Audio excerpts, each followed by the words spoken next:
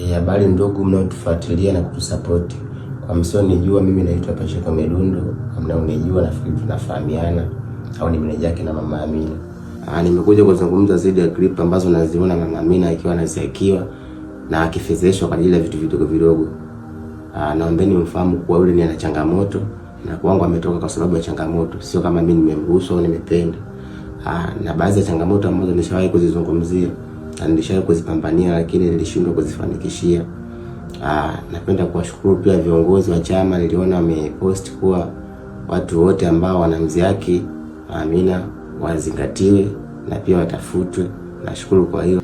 Kwa hiyo ndugu zangu, ningependa niwajuze kuwa popote mtakapomwona Mama Amina, basi naomba tujulishane. Unijulishe kwa mawasiliano 0611445965.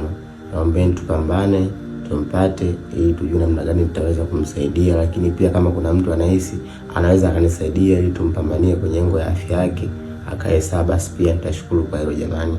Nawapenda sana.